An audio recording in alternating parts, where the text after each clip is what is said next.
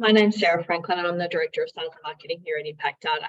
And today I'm going to take you through our advanced training session, workshop 1, for best practice communications.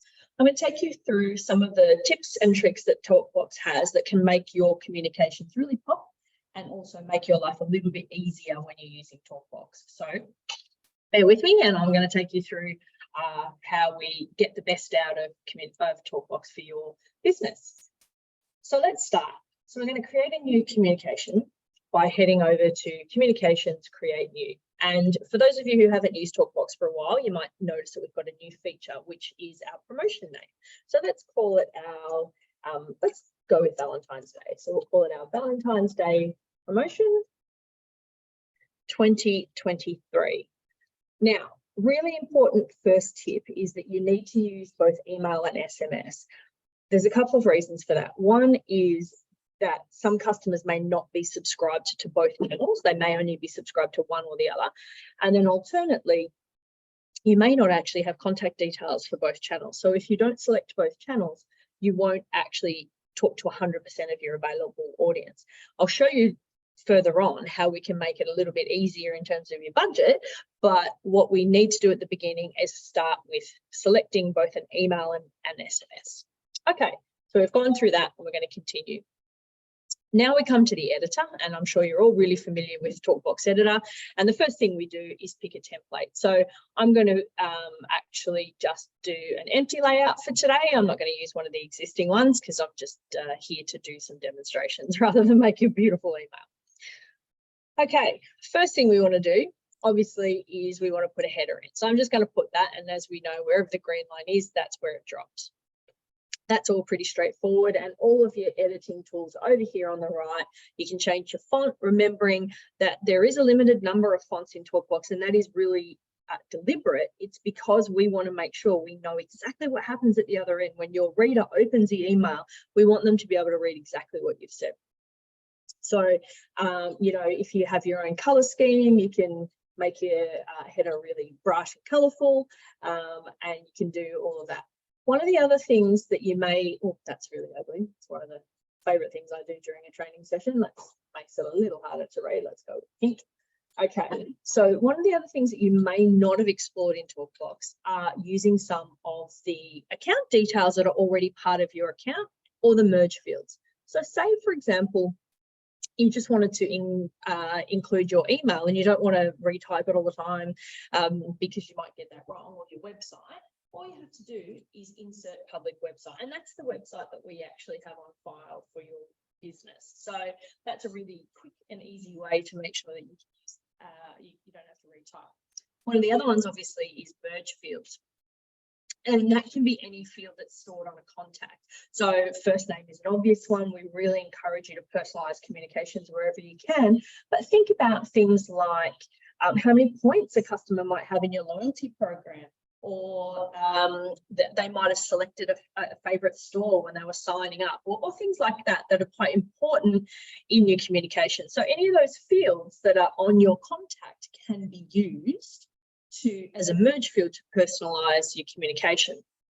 And if you haven't explored formula fields, that's also another way that you can create a merge field that might be really critical. So for example, if you had a loyalty program where you reward a customer every 10th visit and you want to tell them their countdown, so you want to tell them that you've got 2 visits to go, we can help you create a formula field that says total visits versus visit to next reward, and that outcome, i.e. say if you had 8 visits and your reward was at 10 visits, that number 2 would able to be merged in your email that says 2 more visits before your next reward.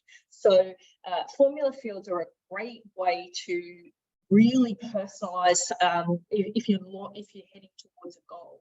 So if you haven't had a look, support.impactapp.com.au is our support center, and there's heaps of articles, and of course there is articles on formula fields, and you can always reach out to support@impactdata.com.au and the team will be able to take you through creating formula fields that make sense with the way you're running your points-based program or your loyalty program. Okay, so let's move on. We've thought about some of the merge fields, some of the public account fields, and now we want to get into adding some images. So I'm just going to drop an image in, just drag and drop over here. Now, a couple of really important tips here that a lot of people don't think about. So let's choose our image. Now, we are all guilty of using names or just, you know, updating things that are already here. For example, food. Probably, you know, not too bad, but we will often have a file name that just is like a .jpg number. So what is a really good idea, and there's a bit of a mixed bag here, is if you name your image something useful. For example, logo on white background, or cheeseburger 2023. Now, dates can be really useful because you might change, you might have specials on your Parmas, for example. You might want to have your Mexican Parma or whatever, but that might change over time. So adding a year to that file name makes it a little bit more relevant when you're going back and searching, saying, is that the right Parma shot that I should be using in this email? So really good idea before you load up your images to call them a name that's going to be useful and meaningful to you in the future. So let's just add this picture of a lovely set of glasses. Couple of tips over here. Now, of course, people often will click on images, so it's a really good idea if you add a link to your website, to your booking page, wherever you want the reader to go.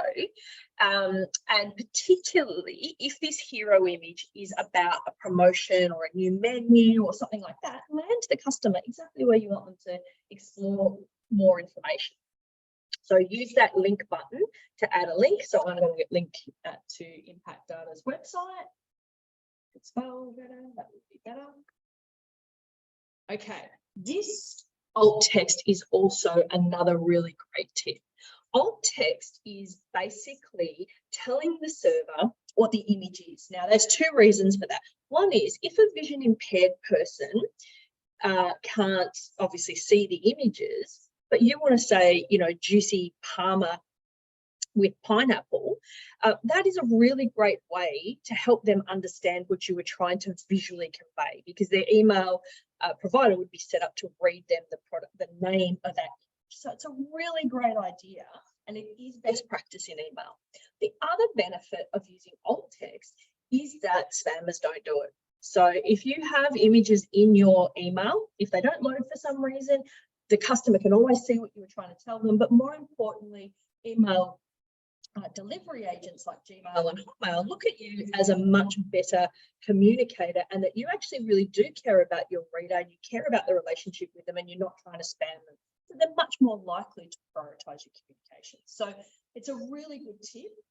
It is best practice. You have about 125 characters, so you know, don't write War and Peace, but by all means create that visual link with words to customers who may not be able to read it. So that's one of our top tips that we always encourage everyone to do. Now, I mentioned links, so let's add a link into some text here. So organic tofu, we're going to link that text. So we highlight the text that we want, and we add and we insert link. Now, a couple of things here. Really importantly, from my perspective, I will always open a link in a new tab, because I really don't want the customer necessarily navigating away from my email to do that next call to action, because they might actually still need to know things that are in the email, right? So I don't necessarily want them going away. So I'll get them to open that tab in a new email so that they can just come back to the email, open that link in a new tab so they can just come back to the email that they were reading previously. So that's a good tip. The other thing you can do is often you will add an email address. You want someone to email you, you know, to make a booking, to inquire about membership, whatever it is. So you can add your email address in here, Sarah, at Impact Data. Now, a really good tip here is add a subject that will remind you what the source of this is. So say this could be membership inquiry 2023, right? Now, when that hits your inbox, you're going to know where that came from, and you'll be able to respond appropriately, because you won't have to say, what is this person trying to ask me? Oh, that's right. That was my specific call to action in the communication that I sent to them, right? And you may also add some other information in the body, which prompts your reader. So, for example, dear Sarah, and you might say, I am inquiring about a membership for your company. Right, and again, most customers will just go, oh yeah, that's what I wanted to know, and they'll just click send, and fantastic, you've got their details, and you've started the conversation to get them to do what you wanted them to do. So let's do that. We can insert that. So that's another great tip. Make sure you open it in a new window, and if you're using email, use the subject line and perhaps prompt some of the body text. Okay, next we wanted to talk about actually getting your communication read. Now, calls to action are really, really important usually in communications. We're trying to get someone to book, we're trying to get someone to visit, we're trying to get them to inquire about a function, renew their membership, whatever it is. So don't hide what you're trying to do. If you have a beautiful hero image at the top of your email, which a lot of people do here, say for example, we choose a really big image here. This is one of the expos that we participate in at Impact Data. Great, but it's taking up a lot of real estate, and it's not actually telling a customer what I really want them to know about it. So what would be better? I could make that an animated GIF, and I could, swap it out with book now, or come see us on this stand, or I could actually incorporate in that image book now, or come see us on stand X. And remember, we can add a link into that image so that we can get that customer to bounce straight to where we want them to take that next step in our relationship, right?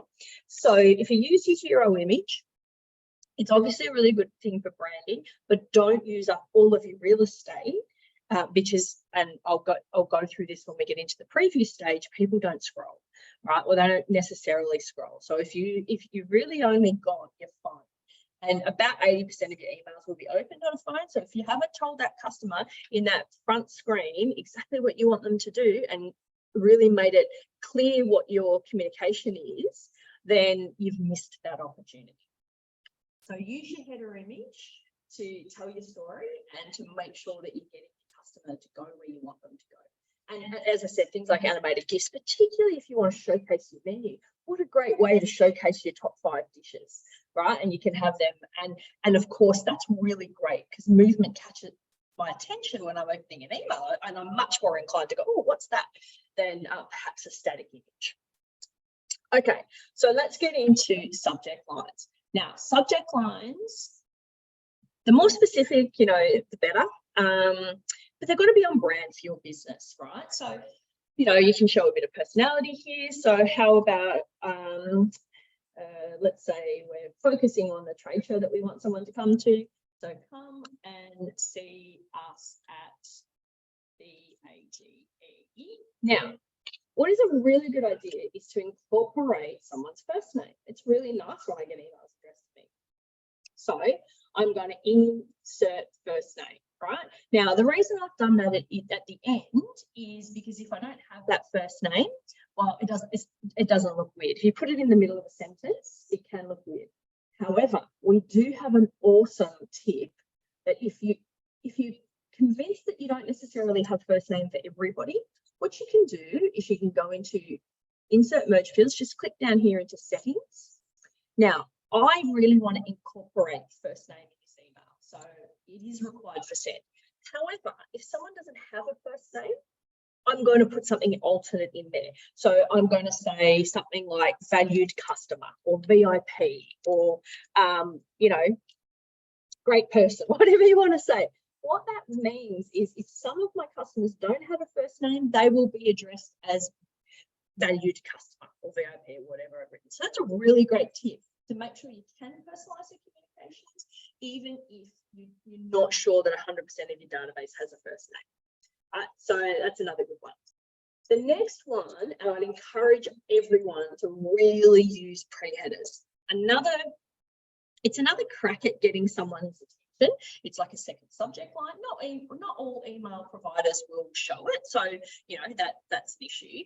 However, it's one of those tips that make you look like you care about your reader, right? And the reality is what we're trying to do here is ensure that your customer knows that that your relationship with them is really valued, you're showing them that by honouring the communication information they've given you, by using their first name, but also not spamming them, not talking crap, right? So, and we've all got email folders full of spam and junk, right? So we don't want to be that. So we want to give ourselves every opportunity to engage with our best customers. So what I might put in this one is stand, 275 is the place to be, for example. So I've got 2 cracks at getting my customers' attention. Another thing at the top here is a sender. Now, usually your sender would just be, your info@email from your business. What is a great idea though is if, for example, you want to send it from the functions team, you can create a new sender and say hello at Impact Data. Oops, sorry, and just say I'll say the sales team, and I'll change it to hello at Impact Data. So that means it's coming from a slightly different team within your business. And that might be really relevant if you've got sub-clubs and you're talking to just the bowls members or the tennis members or things like that. You can actually send it just from that crew. So you've really started to ramp up the personalization at this stage. And remembering with a communication, we want, calls to action. So a couple of them, don't be shy. If you want people to book, don't just put one button in there, make it obvious. Don't hide it in text. Remember that people will scroll and they will scroll downwards. So, make sure that you're drawing the eyes towards your call to action. What else should I tell you about here? Remember, always have a good subject line, always use your pre-headers as much as you can. And of course you can insert merge fields into the body of your email. The other great tip is sometimes we will use content over and over. So for example, it could be the opening hours of a venue. It could be, a section about our functions or things like that. Now, if you create a section, that content can be used over and over again, which is great. You don't have to recreate it. But if you've got a series of automated communications, you only have to update it in one spot and it will get updated everywhere. So say, for example, you might change your opening hours on a Tuesday. Well, that might be in all of your emails. So you just want to do it once and not have to worry about it. So all you have to do is add a new section. So let's just add a blank section in here. Oops. And you can go into editing sections, save it. We'll save it, give it a name first, and we'll call it menu block. And what that might be is, a list of your top 5 dishes and a link off to your website. And then I can go in here and I can edit the section. And we've got a video on our YouTube page that shows you how to edit sections. So, and there's some support articles. So I'll leave that to you to explore on your own. Okay. The next piece, I think this is a pretty good promotion. It's really ugly, but you know what I mean. So, and I've called it my Valentine's Day promotion so I can report how it did. But I think that this is a template that I might use again. So what is a great idea is to save it as a template. And so I'll call it Valentine's Day 2023. Now, actually, probably what would be better, to be honest, is actually if I put the number, the date here at the beginning, because then when I go back and looking at templates, I can see all the 2023 ones. Because next year, when it comes to Valentine's Day, I probably want to start from Valentine's Day, what I did Valentine's Day this year, and use that as my starting point for next year. So that I've saved it as a template. I'm happy with my promotion, which is particularly ugly, but that's all good. We're moving on. Okay, so I'm going to save and continue. Now, remembering over here, you may not have used this section, is if you've added some merge fields in here, you might want to look at how the email looks for a particular customer. So if you're in the database or one of your best customers, you can go and have a look and see where, and I haven't put them in the body of the text, but if we'd had some fields in the body of the text, you'd be able to see how it rendered and make sure that you are happy with that. So that's another really good idea to go and do a preview. Then, of course, over here, Now we're looking at what it looks like on a computer screen, an iPad, and honestly, the most important thing is what it looks like here.